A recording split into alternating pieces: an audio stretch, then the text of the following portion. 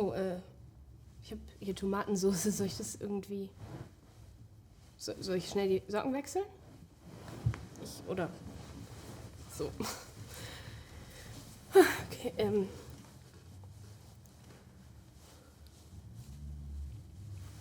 Geht's los?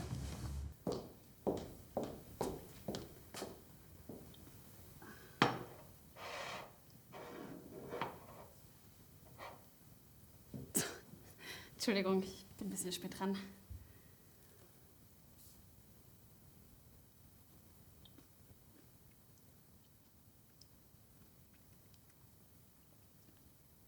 Sind Sie fertig, oder? Ach so, Entschuldigung, ja? Sie hat einfach losgeschrien. Also sie sah die Amaretto-Flasche in meiner Hand und hat einfach geschrien. Das war eine hübsche Verkäuferin. Das muss man ihr lassen. Die sah irgendwie aus wie aus so einer amerikanischen Teenage-Serie. Hot in ihrem Supermarkt-Outfit. Aber dieses Geschrei. Ah! Ich stand da wie eingefroren. Und dann erinnere ich mich nur noch, wie die Polizei kam und Katharina war weg. Die war einfach weg. Mit Elisa? Im Supermarkt? Oh, okay, ja, also ich habe sie da so schon ein bisschen angestiftet dazu. Aber ich wollte eigentlich, dass sie was ganz anderes stiehlt. Sie hat dann einfach diese Amaretto-Flasche genommen. Das habe ja ich nicht wissen können, dass sie jetzt eine Flasche Alkohol stiehlt. Ich dachte eher so an was, weiß ich nicht, irgendwie so was Kleines, ein Kaugummi oder diese eingelegten Sardinen, ne? Die teuren. Katharina meint, man ist nur cool, wenn man irgendwann mal was geklaut hat. Und dann dachte ich, warum nicht eine Amaretto-Flasche? Ich stand ja so. Entschuldigung, ich sollte nicht mit offenem Mund essen. Lecker. Ja, mein Ex hat auch gesagt, dass ich mich einfach viel zu viel so interessiere für andere Leute. Ja. Das ist aber auch ein Mist. Der hat Philosophie studiert. Ja, der konnte in die Natur gehen und da irgendwie die ganze Zeit sitzen und rumgrübeln und sich ganz diesen Elementen widmen. Ja, Elemente. Ich hasse Elemente. Na, wo ich herkomme, da macht man Curry-Ketchup auf die Nudeln drauf. Ja, oder da weiß man auch, dass diese Elemente einem das Vitamin D entziehen und ohne Vitamin D, da brechen die Knochen. Ist ganz klar. Der hatte dann auch immer so... Oh, Entschuldigung. Könnte ich? Ist gut so. Mhm. Zum Glück interessiert sich Markus nicht für Philosophie. So eine richtige Beziehung hatte ich noch nie. Männer kommen und gehen einfach. Wahrscheinlich, weil ich meine Gedanken lieber für mich behalte. So pathetisch, oder? Ich weiß nicht, also Markus isst halt total gern Steak. Und der möchte es dann auch richtig roh haben. Das kann ich jetzt zum Beispiel nicht, weil ich finde, es ist ja auch schon noch ein Tier. Und dann möchte ich nicht, dass es so blutet. Das ist, finde ich, ein bisschen eklig. Aber so ein Medium, ja, soll ja auch nicht so eine Sohle sein. Gestern habe ich Jakob getroffen. Und ich musste die ganze Zeit an den Joghurtkuchen meiner Mutter denken, den ich früher immer mit Marmelade gegessen habe. Also ich versuche nicht immer U-Bahn zu fahren, da bin ich ehrlich, ich bin da so ein bisschen, ich mag da irgendwie eher so, ich bin so ein kleiner Taxi-Freak. Ich glaube, ich bin halt für manche Sachen auch einfach überqualifiziert. Ja. Ja, in den Barkeeper war ich ewig verliebt. Aber jetzt nicht mehr. Der steht auf Männer. Elisa-Syndrom, ja. Das sind Leute, die irgendwie diese Stille für 10 Minuten oder länger aushalten können. Das ist kann ich nicht ganz nachvollziehen. Ich bin ihr letzte Woche auch begegnet. Irgendwie so, seitdem sie ein Jahr weg war. Und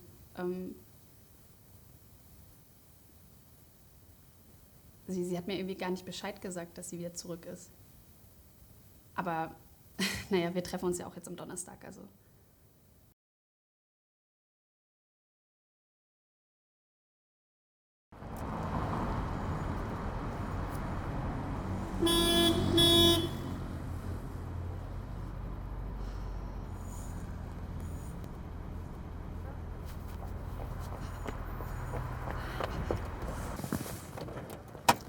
Hey, Babe. Na du? Oh, ey, es ist so kalt. Sie. Weil ich mich jetzt schon frage, was eine Biene in ihrem Alltag wohl so rechnet. Ja, also da hast du schon recht. Also müssen Bienen sicher relativ selten Mathe auf. Nummer 738, ohne Rosinen, mit Man kann doch immer, lass das. Ich kann Schokolade, mich nicht konzentrieren. Seitenbacher Müsli. Und schnall dich an. Ja, okay. Oh Mann, ey, ich hatte heute Morgen schon genug Drama. Warum? Das kann man am Telefon auch ganz anders. Nee, ist alles scheiße, Mann. Ich bin völlig fertig. Ah? Ja, die Blumen sterben mir weg. Meine Haare fallen auch schon aus. Und ich habe heute Morgen ein Spiel geschaut. Zellulite. Ja, solche Krater, Mann. Ey, die sind wie so Geschwüre, die immer weiter wachsen, immer weiter wuchern. Da sind wir völlig auf einer Wellenlänge. Weißt du was? Mein Conditioner ist in keinem einzigen DM dieser Stadt mehr aufzutreiben. Und diese Straße, bis ich hergekommen bin, boah, ich glaube, ich ziehe zurück aufs Land. Außerdem Zellulite ist normal. Es macht dich einzigartig. Oh, fahr mal lieber hier. Das macht dich einzigartig. Ja. Ja, ich glaube, du hast zu viel Brigitte gelesen hier. Ja, sei einfach du selbst. Fehler machen dich aus. Ich finde dich schön. Vertrau mir einfach. Ja, ich übertreibe mal wieder, ne? Okay. Aber weißt du, ist doch eigentlich umso schöner, dass ich dich hab. Na, bringst mich immer wieder schön auf den Boden der Tatsachen zurück.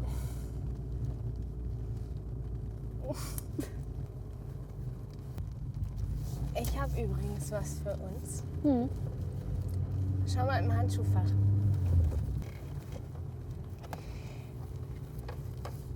Vielleicht können wir da mal hin. Zusammen.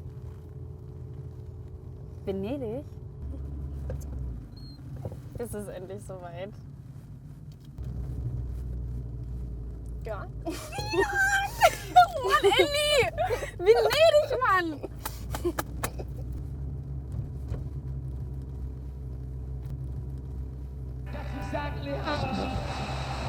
Schon gar nicht gleich.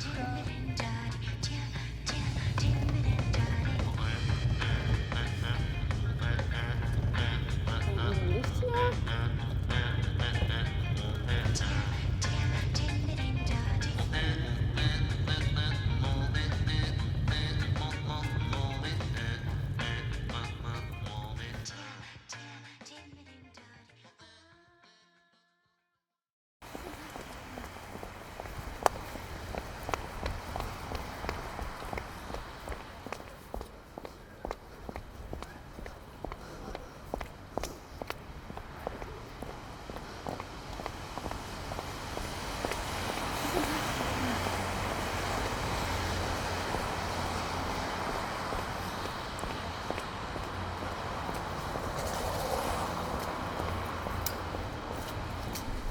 Hi.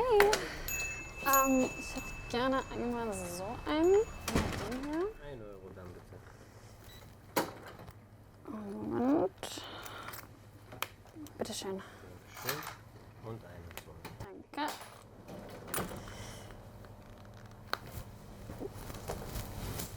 Ich wünsche dir noch einen schönen Tag, ne? Ciao.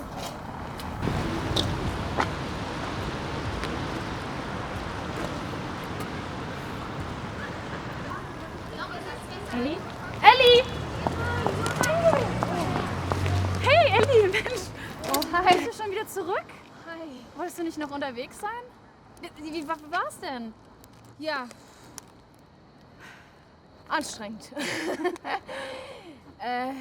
Ja, mit den ganzen Touris, die hier auf Durchreise sind. So 3 Wochen Freundschaften. Echt? Nee, ehrlich gesagt, weil ich hatte einfach keinen Bock mehr da zu sein. Und dann bin ich wegen der Ticketpreise früher nach Hause geflogen. Du, lass doch am Donnerstag mal was machen. Ich hab dir so viel zu erzählen. Mensch, Elli! Brauchst du Hilfe? Warte mal, ich hab hier noch eine Tasche. Ja. Okay. Du, wir können doch in diese Jazzbar gehen, ey. Die ist so toll. Da jammen die und alles. Boah, das würde dir so gefallen. Warum gehen wir nicht ins Club? So wie immer. Und seit wann stehst du auf Jazz? Ja, seit Markus halt draufsteht. Ah, den gibt's noch. Ich dachte, er wäre dir zu schnöselig. Ach Gott, damals, ja. Da war ich ja noch kindisch. Vor einem Jahr meinst du? Ziemlich spät Pubertät, wa? Ja, aber weißt du, wir wohnen jetzt auch schon länger zusammen und so. Und du, der Markus, der macht total krasses Business in Afrika. Ey, super erfolgreich. Mensch, der ist viel erträglicher als damals. Naja, du, ich muss jetzt schon wieder los. Ja. Mein Steffen ist total stressig. Sorry, ey. Meine Kollegin Maren hat neulich ihren Mann angefleht, dass er sie unbedingt schwängern sollte, damit sie endlich mal eine Pause hat. Also ich find's eine geile Idee, ne? Bis Donnerstag. Ciao. Ciao.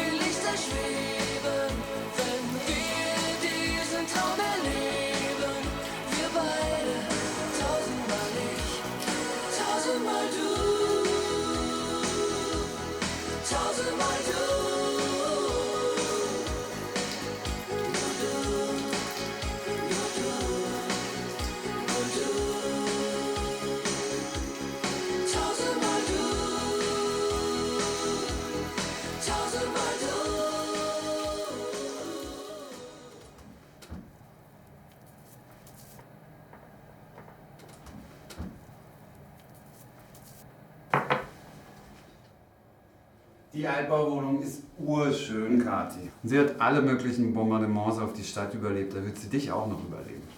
Oh, du weißt doch, dass einfach so eine Altbauoption mich eher kalt lässt. Ich will einen Neubau. Mit so einer riesigen Fensterfront. Am besten in der Mitte oder so.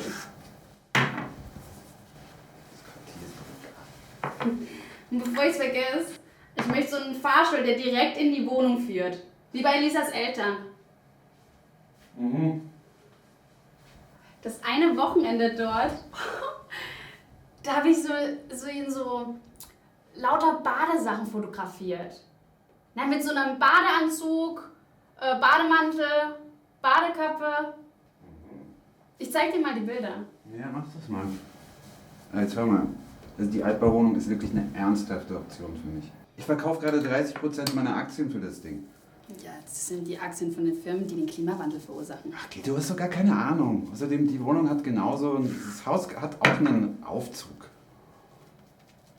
Aufzug in die Wohnung. Warum läufst du die ganze Zeit mit Rasierschirm durch die Gegend? Das macht meine Haut so geschmeidig. Du siehst lächerlich aus.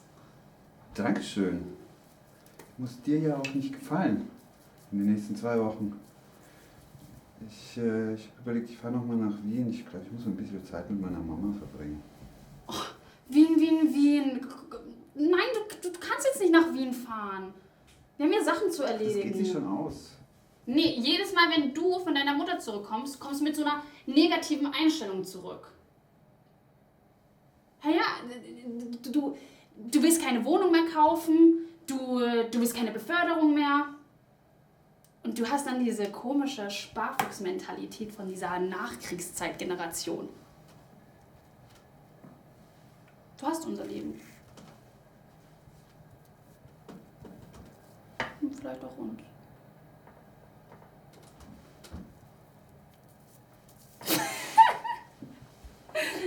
Doofi.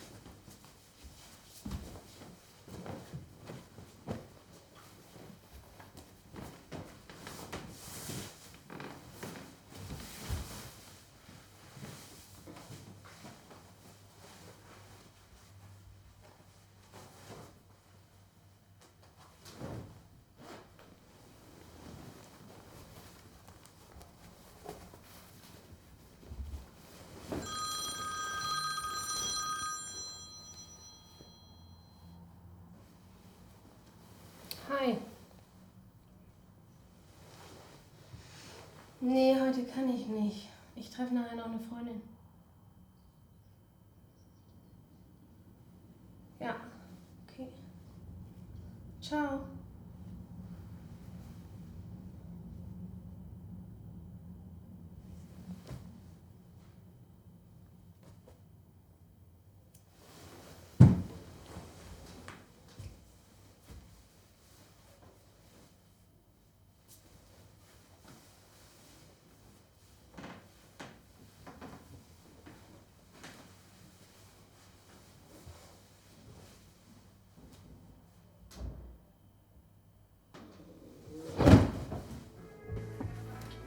So. Jetzt erzähl mal, wie war's denn? Unerträglich. Nee, Quatsch, was willst du wissen? Ich meine natürlich alles. Winziges Apartment, wenig Männer, viele Drinks. Die trinken die ganze Zeit auf der Straße, weißt du? Ich hab die Anrufe meiner Mutter ignoriert, viel nachgedacht, aber bin auf nichts Sinnvolles gekommen. Dann hat sie angefangen, mir 10-minütige Sprachnachrichten zu schicken. Ich wusste überhaupt nicht, dass das möglich ist. Ja, ich habe die dann immer zur Musik laufen lassen und danach gelöscht, wegen dem Speicherplatz. Also das heißt, du hast viel nachgedacht und Sprachnachrichten gelöscht. Du wolltest doch alles hören. Komm, Ellie, aber das ist doch nicht alles. Das ist gar nichts. Was willst du denn hören, Katharina? Hm? Soll ich dir eine tolle Geschichte von der Kosmopolitin Elisa auftischen? Oh, ich habe so viele Leute von überall her kennengelernt. Ich habe sogar eine Karte, wo ich alle Länder abkratze, mit dessen Staatsbürgern ich schon Geschlechtsverkehr hatte. Okay. Also, Ich glaube, ich brauche noch mal einen Drink. Du auch, oder? Nee, danke. Alles gut. Bist du sicher, dass alles gut ist? Ja.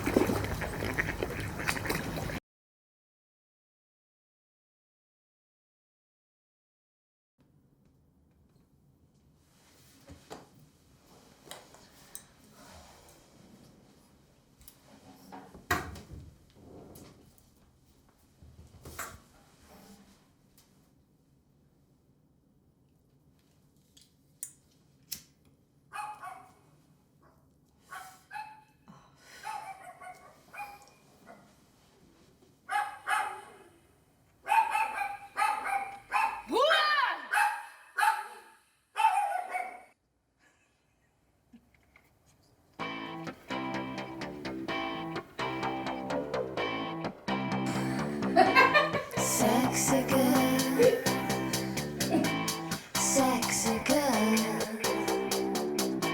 sexy girl, sexy girl. Wenn ich sehe, wie du um die Ecke gehst,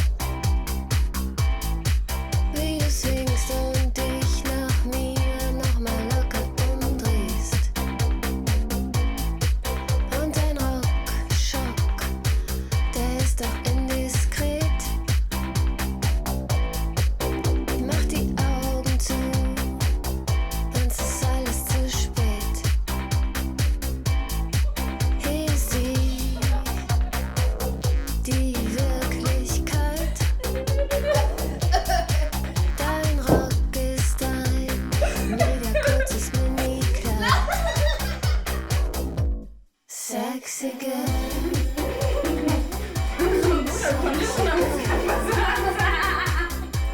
Sexy girl.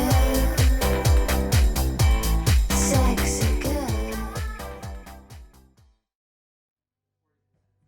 Markus und ich, wir versuchen ein Kind zu bekommen. Ein Kind? Wirklich? Ich meine, ich habe dir doch erzählt, dass wir jetzt schon länger zusammen wohnen.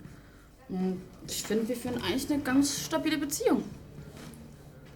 Naja, ich meine, deine Mutter hat ja deinen Vater auch nicht heiraten müssen, um ein Kind zu bekommen. Meine Eltern wollten eigentlich kein Kind. Ich glaube, mein Vater wusste schon damals, dass ihn ein Kind nie fixen könnte. Okay, aber ich meine, die Guten, die muss man sich auch irgendwie sichern, hat meine Mama immer gesagt. Und wenn man nicht heiratet, dann halt eben ein Kind. Okay.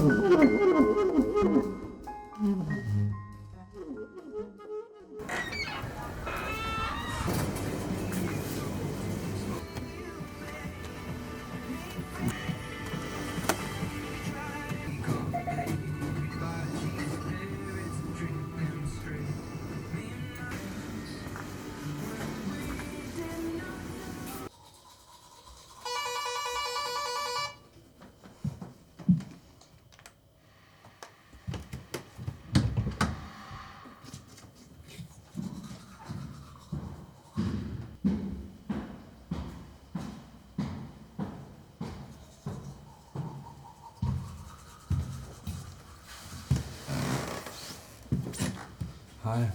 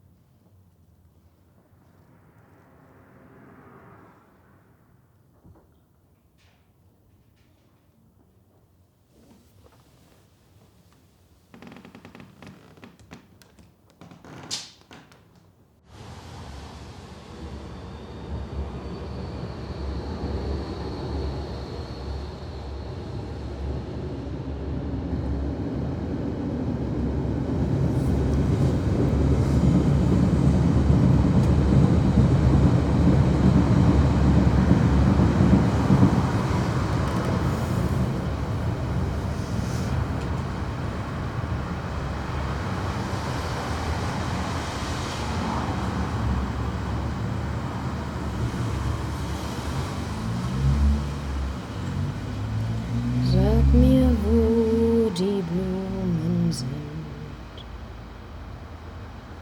Wo sind sie geblieben? Sag mir, wo die Blumen sind. Was ist geschehen? Sag mir, wo die Blumen sind. Mädchen pflückten sie geschwind. Wann wird man's je verstehen?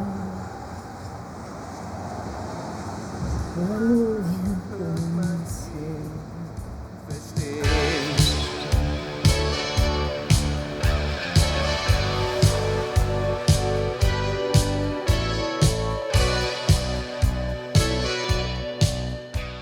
Was ist denn jetzt mit dem JJ?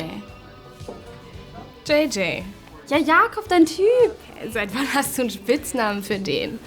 Hast du ihn überhaupt schon mal getroffen? Triffst du den noch? Oh Mann, Elli, du bist so komisch, wenn es um Männer geht. Ich habe da auch mit Markus drüber gesprochen und der stimmt mir zu. Womit? Und damit. Ach Mensch, nicht alle Männer sind wie dein Vater, Elisa. Das habe ich aber nie behauptet. Ja, aber gedacht hast du schon. Ich muss mal aufs Klo.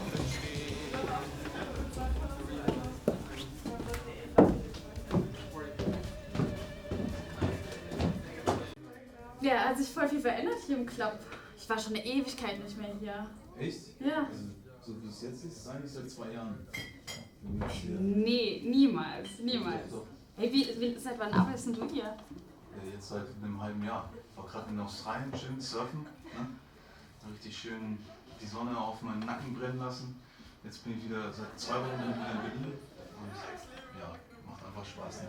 Ja, dafür hast du ganz schön weiße Haut hier. Sonnencreme. Sonnencreme. Mhm, der hat Sonnencreme mitgenommen. Naja, also es sah auf jeden Fall alles ein bisschen anders aus, als ich da war. Mal gut.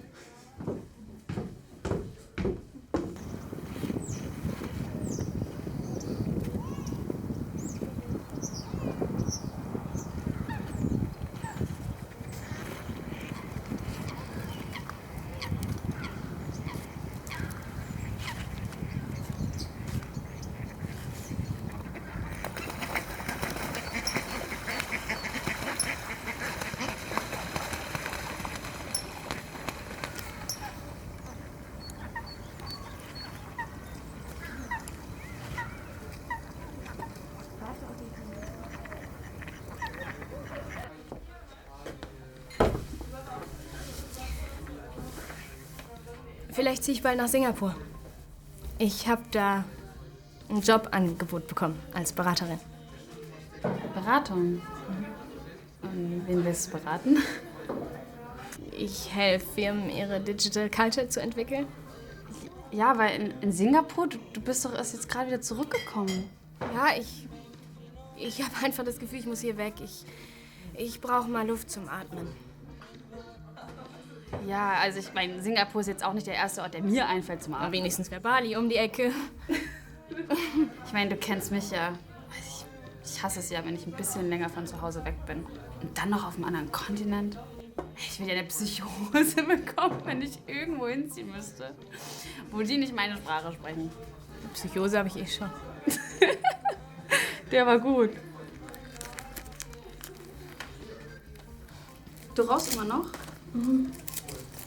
Ja, ich ja nicht mehr so. Ich bin ja eh der Partyraucher, weißt du ja.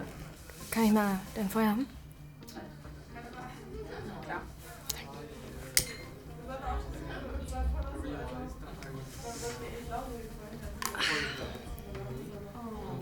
Wie war es denn jetzt wirklich?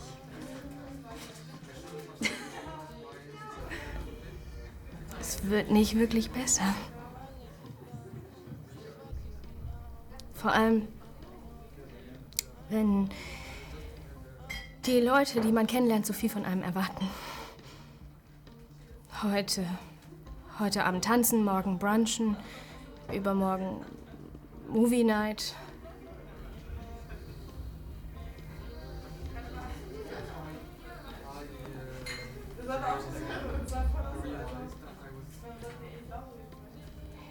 In Singapur, da gibt's wenigstens viele Menschen. Da wäre ich nur eine Nebendarstellerin. Nee, eine Nebendarstellerin. Was redest du denn da, Annie? Ja. Weißt du, da merkt man's nicht, wenn ich nicht mitgehe. Da muss ich nur die Erwartungen von meinem Chef und meinen Kunden erfüllen. Okay.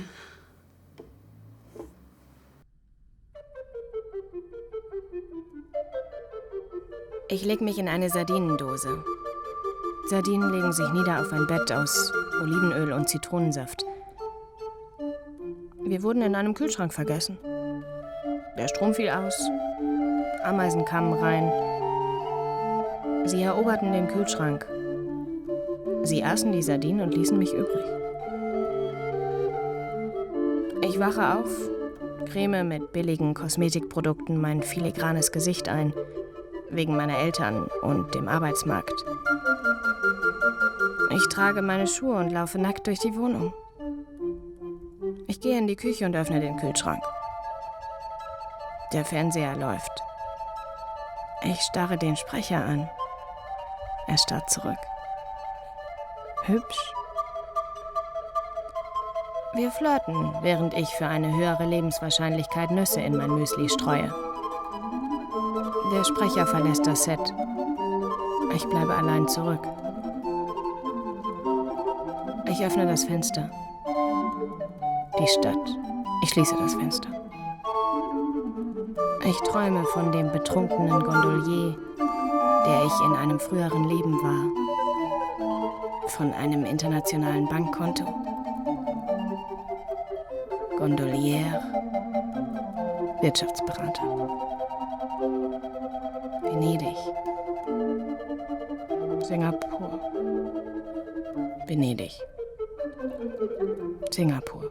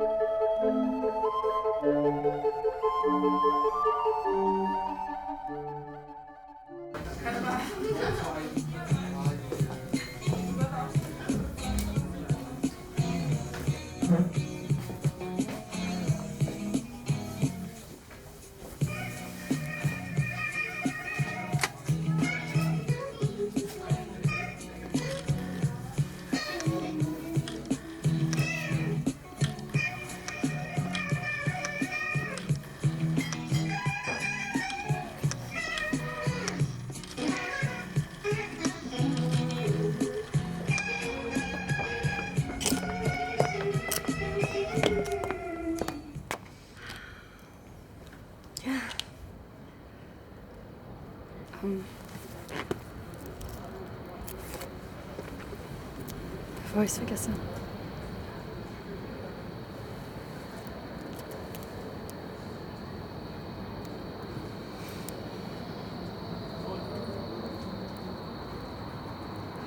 Danke, Kathi.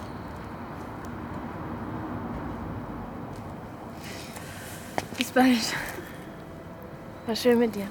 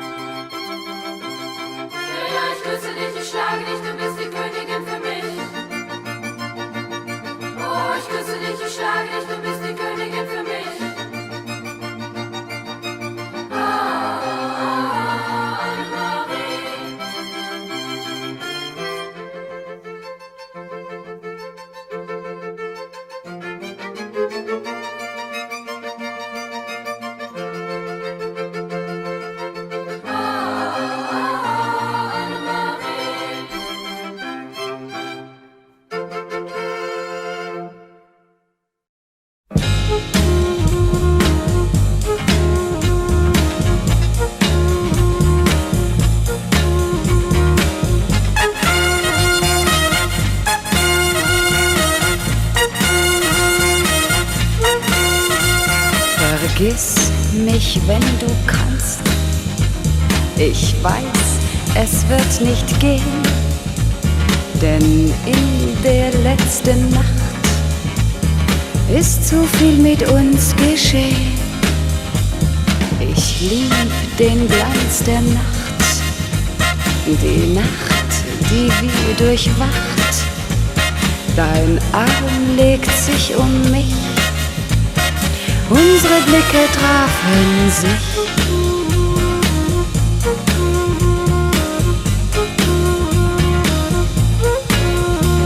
Vergiss mich, wenn du kannst, sieh mich nie mehr so an, denn alles, was du willst, seh ich deinen Augen an. Drum nenn mich, wie ich bin, versuch mich zu verstehen und glaub mir, es ist gut, wenn wir uns nicht wiedersehen.